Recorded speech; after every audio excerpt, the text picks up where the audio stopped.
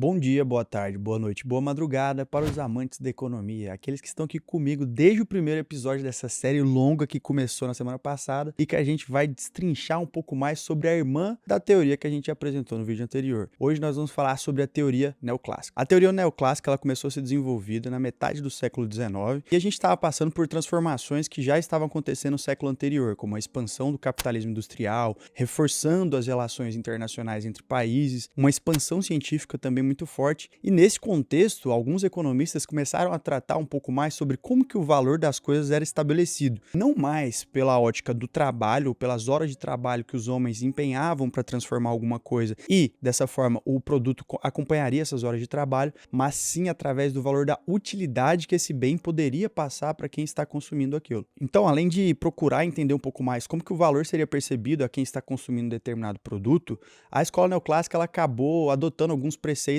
que já estavam estabelecidos na escola clássica, como o livre mercado e também o mínimo intervenção do Estado na economia e suas relações. E os pensamentos dessa escola começaram ali mais ou menos em 1870 em 3 lugares distintos do mundo: Inglaterra, França e Suíça, e também na Áustria. Como estava muito próximo ali o Auras, a gente acaba considerando França e Suíça sendo um só país oriundo desse pensador econômico. William Stanley Jevons seria um autor da Teoria Econômica Política de 1871, que estabeleceu o objetivo de você estudar a utilidade desses produtos através de uma ótica subjetiva, em que algo teria um valor diferente para mim, tanto para o Lucas. Então depende de quem está ali consumindo aquele determinado produto e qual o valor que ele atribuiria àquele produto de acordo com a sua realidade e os seus desejos específicos. Já o Karl Menger, ele que vem da Áustria, trouxe os princípios da economia política em 1871 também, introduzindo a ótica de utilidade marginal decrescente. Eu vou expandir um pouco mais sobre essas teorias na frente, mas é importante você gravar quem são esses revolucionários que trouxe os pensamentos da escola neoclássica. A gente ainda tem também o Leon Warras, que trouxe o Elementos de Economia Política Pura em 1874, estabelecendo uma teoria de equilíbrio geral para a economia que seria muito importante e desenvolveu depois aquele gráfico clássico que estabelece um ponto de equilíbrio entre a oferta e a demanda. E foi Alfred Marshall, em 1890, com Princípios de Economia, um livro que tem praticamente o mesmo nome de todos os outros que eu trouxe para vocês até agora, e que ele sistematizou através de uma ferramenta para observar como que era o comportamento de mercado, estabelecendo as curvas de oferta e demanda, um princípio clássico de elasticidade e também para entender mais como que seria o preço de equilíbrio naquele determinado mercado. E voltando para expandir um pouco mais sobre a teoria de como que os neoclássicos percebiam o valor de um determinado produto, antes o pessoal clássico dizia que o valor estava atribuído às horas de trabalho. Mas pense comigo no exemplo. Às vezes, as horas para você produzir 1 quilo de arroz seria o mesmo para você produzir um champanhe. Porém, a gente sabe que existem preços diferentes atribuídos a cada um desses produtos. E isso veio complementando a ótica que os neoclássicos vieram sobre a psicologia financeira por trás disso, ou seja, sobre como que o ser humano ele acabava percebendo um valor em um determinado produto. Ou seja, com isso a gente acabou percebendo que o valor ele depende sobre como que você valoriza a próxima unidade de um determinado bem. É assim que a gente começa a olhar sobre a utilidade marginal, ou seja, quanto que cresce a margem, quanto que você vai perceber de utilidade de um determinado produto na próxima unidade que você consumir desse determinado produto. E com isso, nasce o paradoxo da água e do diamante. Este paradoxo, ele diz pra gente o seguinte: a água, ela é essencial para a vida, mas ela é abundante no mundo. Então, o que você vai ter é o seguinte: quando você consome um copo d'água, esse copo d'água, ele é excelente para você. No segundo, ele já não traz o mesmo tanto de felicidade que você teve ao consumir o primeiro copo d'água. No terceiro, você já tá mais satisfeito e no quarto, praticamente, você já não quer mais beber água. Ou seja, a utilidade marginal da água, ela é decrescente. À medida que você vai consumindo cada vez mais água, ela tem uma utilidade menor para você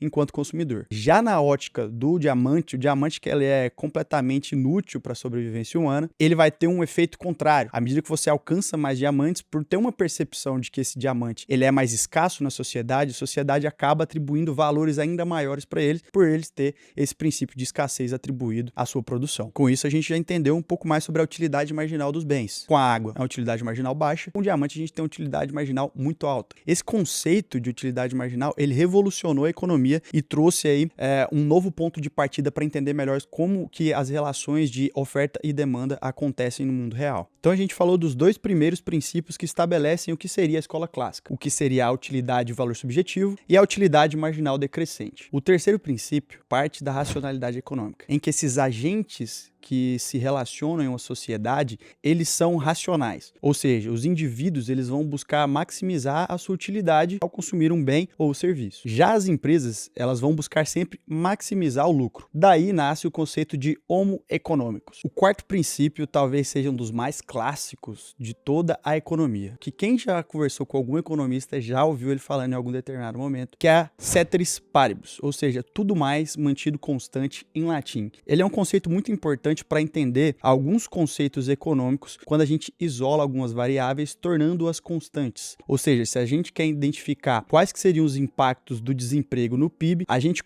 desconsidera todos os outros, fazendo com que eles estejam ceteris paribus, ou seja, tudo mais mantido constante, para isolar essas duas variáveis e entender qual que é o impacto de uma em outra. No quinto princípio, a gente tem um equilíbrio de mercado, dizendo que preços e quantidades eles vão ser sempre definidos através da relação que a gente tem entre oferta e demanda. Algo também extremamente clássico que todo mundo já ouviu falar. A maior parte desses conceitos que foram apresentados aqui na Escola Neoclássica, eles são muito teóricos. Então eles ajudam a gente a entender um pouco mais sobre como que esses fenômenos acontecem, mas na prática eles dependem de outros fatores para que realmente se relacionem. Ou seja, quando você isola algumas variáveis, esquecendo dos impactos de outras, a gente acaba sendo um pouco mais errôneo. E a gente também desconsidera que os agentes nem sempre são racionais, a gente não tem uma concorrência perfeita nos nossos mercados, alguns até se aproximam próximo disso, mas não tem de fato uma concorrência perfeita. Então muito disso ajuda a gente a ter chegado onde a gente chegou no pensamento econômico, mas a maior parte desses conceitos são apenas teóricos. Então, a escola clássica ela acabava olhando um pouco mais sobre como que era a produção e os custos atribuídos para se produzir um bem. Já a escola neoclássica ela começa a observar um pouco mais sobre como que o consumidor ele vai otimizar a sua demanda e como que ele vai se comportar perante o mercado. Dessa forma, ele acaba trazendo para a gente uma observação muito importante que faz com que nasça a microeconomia moderna. Ou seja, como que agentes individuais eles vão buscar se relacionar com relação às suas ideias de consumo, de produção, de preços, e isso vale não só para indivíduos como pessoas, mas também vale para países ou vai valer ali também para relações entre empresas, tá? Olhando somente para unidade, como que essa unidade vai se comportar em um determinado cenário hipotético, digamos assim. Uma outra divisão importante que a escola neoclássica trouxe para a gente é como enxergar esses agentes que se relacionam numa sociedade econômica. Enquanto a escola clássica ela trouxe que a gente existia somente em grupos de trabalhadores, capitalistas e proprietários de terra, os neoclássicos já traziam outra ótica, em que a gente tem as famílias que buscam maximizar a sua utilidade através do consumo, a gente tem as empresas que produzem e vão maximizar o lucro, e a gente tem o governo que vai atuar somente como um regulador mínimo ali, sem interferir demais na sociedade. Essa simplificação e reorganização societária que a gente começou a observar dentro da escola neoclássica trouxe pra gente uma precisão maior ao estabelecer alguns modelos matemáticos, e isso foi extremamente importante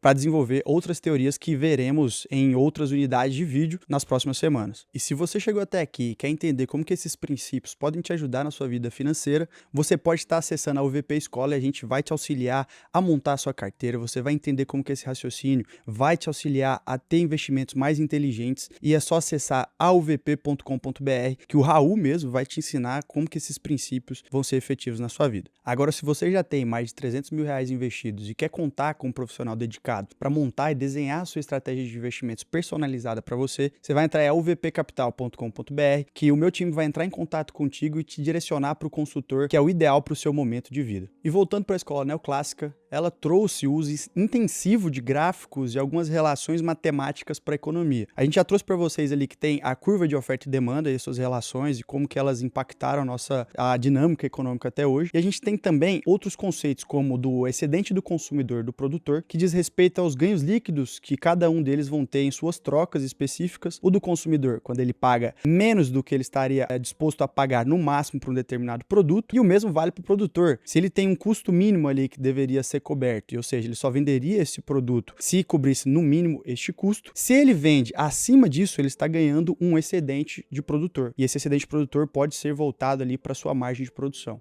A gente tem o conceito também de elasticidade, que mede o quanto que alguns produtos vão reagir com mudanças de preço. Então, se tem uma demanda elástica muito grande, né, significa que esse produto ele vai reagir muito com relação a um aumento ou uma queda de preço ali. Isso vale para, exemplos, roupas ou eletrônicos. Agora, quando tem uma demanda inelástica, essa demanda inelástica, ela diz que o produto ela não vai reagir tanto com relação a uma mudança de preço drástica. Isso diz respeito como, por exemplo, alguns remédios. Se você tem que tomar aquele remédio remédio todo dia. Se ele subir demais de preço, você ainda vai ter que tomar aquele remédio todos os dias e você vai acabar consumindo esse produto mesmo assim, mesmo que isso impacte o seu consumo em outros produtos. E isso chega até um outro conceito de efeito de renda e substituição. Quando você aumenta a sua renda, geralmente você substitui alguns produtos inferiores por produtos superiores. Um exemplo clássico que é utilizado na escola de economia é o de margarina e manteiga. Quando você está um pouco mais apertado, você acaba consumindo margarina. Sobrou uma folguinha, você está mais tranquilo, você vai consumir um produto melhor. Ou seja, de uma margarina você vai para uma manteiga. A margarina ela custa 5 e pouco, uma manteiga custa R$20. Então realmente tem uma diferença de custo. Isso também vale para alguns outros produtos, como por exemplo, linguiças e salsichas são utilizados quando você está um pouco mais apertado, miojo, alguma coisa desse tipo. E aí quando sobra uma folguinha, você vai lá e pega uma picanha, pega alguma coisa ali que vai ser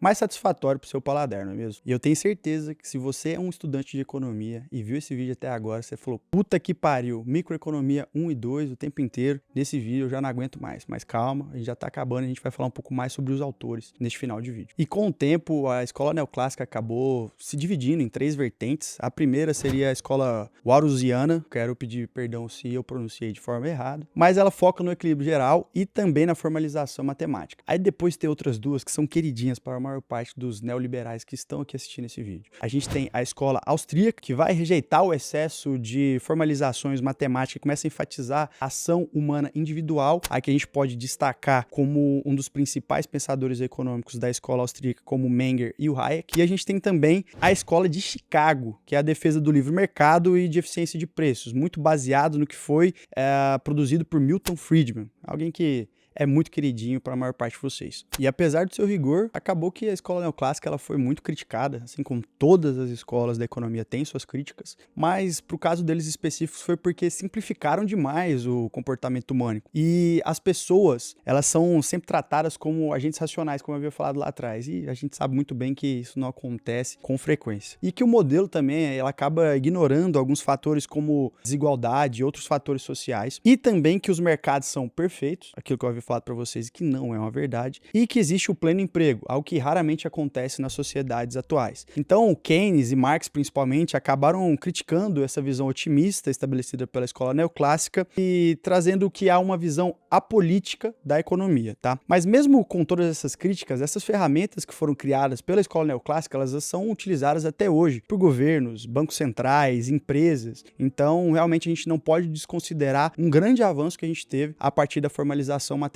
da escola neoclássica. E para finalizar, a escola neoclássica colocou aí, né, o indivíduo no centro da análise econômica, mostrando que a economia pode ser uma ciência mais previsível e quantitativa e trazendo essas ideias centrais que moldaram a microeconomia moderna. Então ela nos trouxe uma lição poderosa, que preços, mercados e até mesmo crises, elas são decorrentes de decisões humanas, através de suas expectativas, uma racionalidade humana e através da busca por utilidade marginal com seus produtos. Então, evoluímos bastante hoje nas questões fundamentais para entender a economia moderna e se você quer se aprofundar ainda mais nesses conceitos, você pode estar seguindo aqui a UVP Capital, clicando no sininho que toda semana a gente vai estar divulgando um episódio dessa série sobre as escolas e os pensamentos econômicos. Eu fico por aqui e nos vemos na próxima semana. Forte abraço!